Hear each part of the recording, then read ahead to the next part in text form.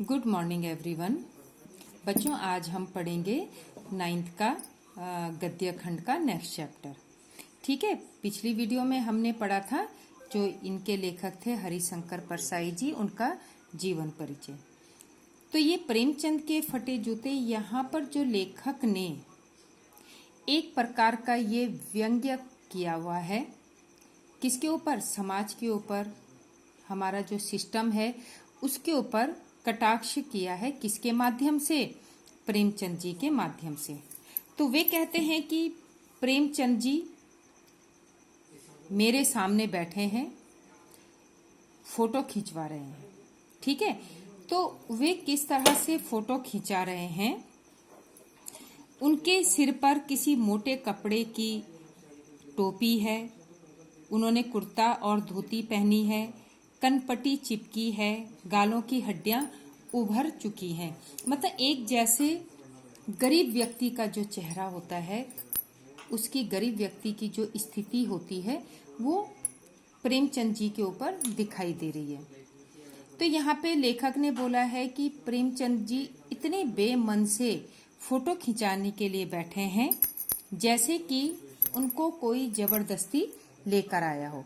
होता है ना कभी कि किसी को बोले कि नहीं चलो फोटो खिंचाने चलते हैं, ये सो, तो अगर उसका मन नहीं है तो वो बेमन से जाएगा, ना अपने चेहरे की तरफ ध्यान देगा, ना अपने कपड़ों की तरफ ध्यान देगा, बस दूसरे का मन रखने के लिए बैठ जाएगा कि ठीक है तुम चाहते हो तो ये फोटो में खिंचवा लेता हूं। तो वही स्थिति किसकी हो रही थी?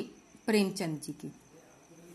तो ऐसा लग रहा था जैसे उनकी पत्नी ने उनसे जिद की कि चलो हमारी कोई साथ में फोटो नहीं है तो हम फोटो खिंचाते हैं। तो प्रेमचंद जी मन मार के उनके साथ चले गए। तो उन्होंने धोती पहनी हुई है, बहुत बेढंग से उनकी धोती पहनी हुई है। जूते जो पहने हैं उन्होंने कैनवास के जूते हैं, बहुत सिंपल से, और उनके जो उसकी लैस बंदी है बिल्कुल गलत तरीके से बंदी हुई, बेतरतीब से, मतलब बिल्कुल मन मार के जैसे बोलते हैं कि बंदी हुई है। और उनका एक जूता तो ठीक है, लेकिन दूसरे जूते के अंगूठे पर क्या हो रखा है? उनका बहुत बड़ा सा छेद है। जब ऐसी स्थिति उन्होंने प्रेमचंद जी की देखी तो उन्होंने कहा ये कैसा व्यक्ति है? भाई फोटो तो लाइफ में एक ही बार खींचती है ना, मतलब ये लाइफ, सॉरी, मतलब जब हम फोटो खिंचाने जाते हैं तो वो चीज हम बार बार नहीं करते हैं।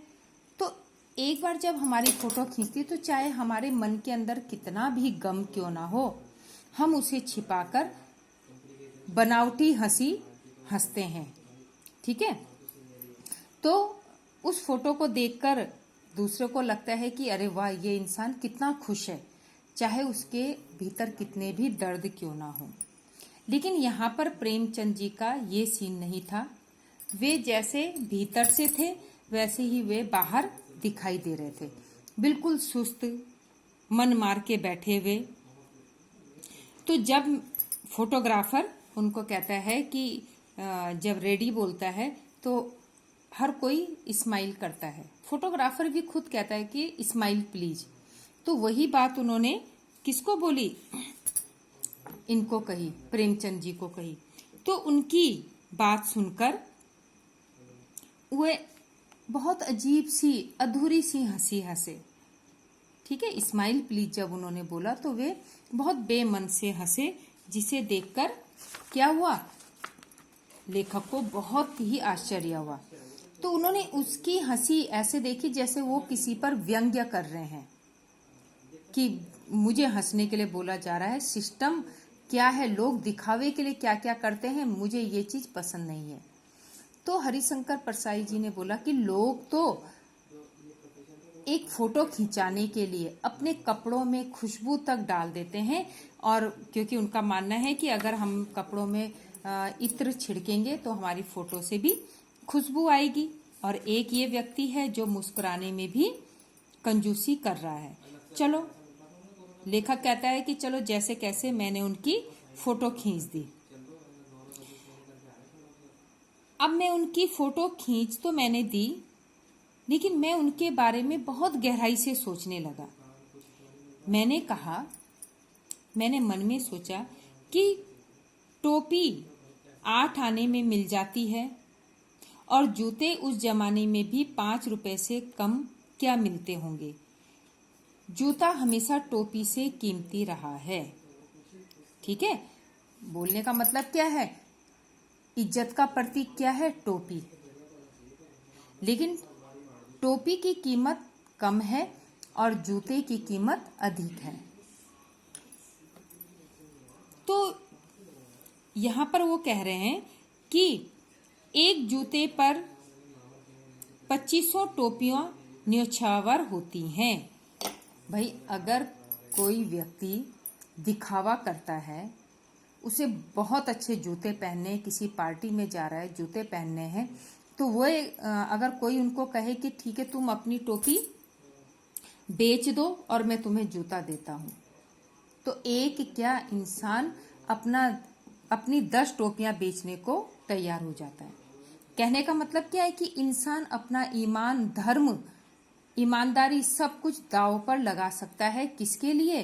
दिखावे की जिंदगी जीने के लिए। तो यहाँ पर वे टोपी की तुलना किससे कर रहे हैं?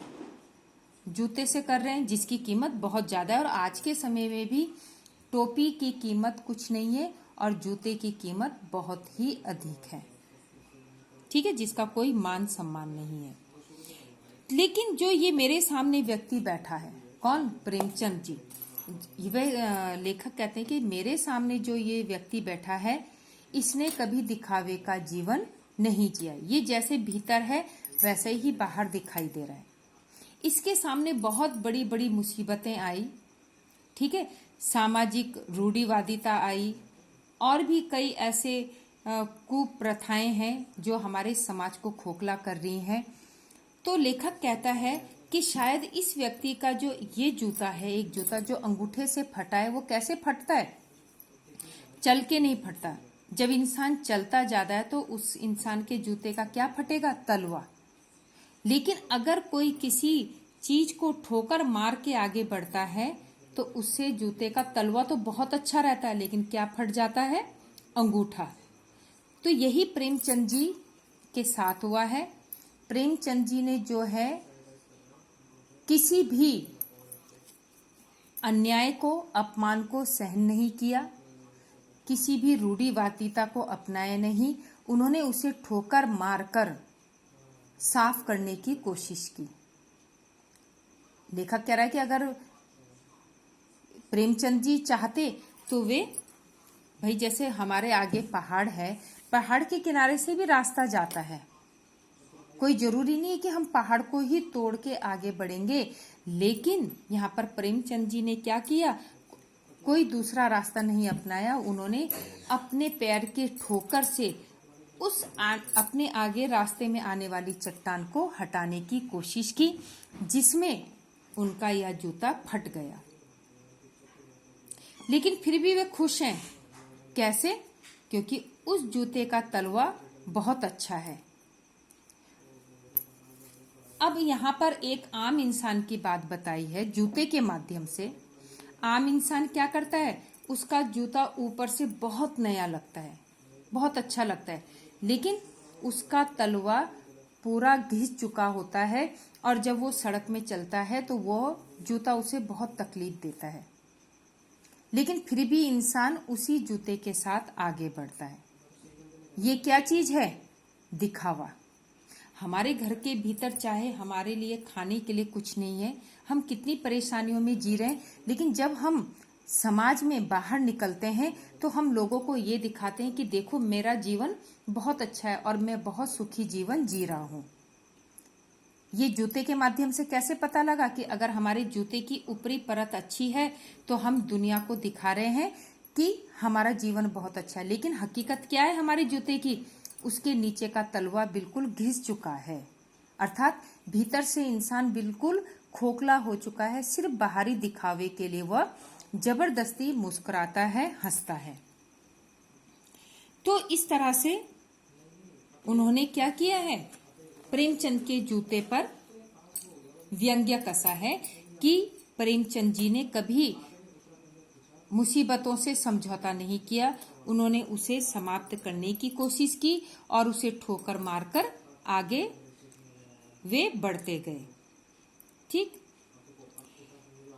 तो इस तरह से उन्होंने प्रेमचंद जी के जीवन के बारे में यहाँ पर उनका वर्णन किया है। तो बच्चों, यहाँ पर इस पाठ का सार यही है कि इंसान को सामाजिक आडंबरों से समझौता नहीं करना चाहिए, बल्कि उसको समाप्त करने की कोशिश करनी चाहिए, चाहे उसके लिए उसे कितने भी कष्ट क्यों ना उठाने पड़े। वो कष्ट उठाएगा लेकिन समाज से गंदगी दूर होगी। तो जो प्रेमचंद जी की जो उंगली जूते से बाहर निकल रही है, वो इस तरफ इशारा कर रही है कि देखो, तुमसे ज्यादा सुखी मैं हूं, क्योंकि मेरे पैर का तलवा बिल्कुल सही है और मुझे चलने में कोई दिक्कत नहीं होती। अर्थात जब मैं दिखावे की जिंदगी ही नहीं जीऊंगा तो मुझे किस चीज की टेंशन होगी। मैं जैसा हूं, जो हूं, दुनिया के सामने हूं। मुझे अपने चेहरे पर एक फोटो खिंचाने के लिए लीपा पोती की जरूरत नहीं पड़ती। लीपा पोती किसे कहते हैं कि हम अपनी जो असलियत है उसे ढका देते हैं और उसके ऊपर नकली परत चढ़ाकर दुनिया के सामने अच्छा दिखने की कोशिश करते हैं। लेकिन असली बात कुछ और होती है। हम भीतर से पूरी तरह से खोखले हो चुके होते हैं, जिसमें कहीं भी सुख का कोई क्षण नहीं है। इसलिए कोई बात नहीं, हरिशंकर परसाई जी कहते हैं, कोई नहीं, अगर हमारी उंगली दिखाई देती है तो उससे कोई दिक्कत नहीं होती। ठीक है, अगर हम बाहर अपने आप को गरीबी का जीवन दिखाते हैं तो उससे कोई दिक्कत नहीं है।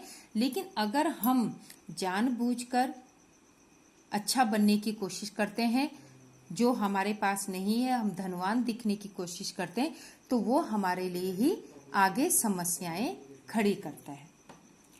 तो बच्चों, इस पाठ के माध्यम से यही बताया गया है कि दिखावे की जिंदगी से अच्छा अपनी जो हमारी सरल सीधी सरल जिंदगी है उसको पूरी सच्चाई के साथ जिए और दूसरों को दिखाने की बजाय अपने लिए हम जिए। तो ये इस पाठ का सार था। तो बच्चों, इसके मैं कुछ क्वेश्चन आपको दूंगी, वो आपने अपनी वर्कशीट में करना है। Thank you.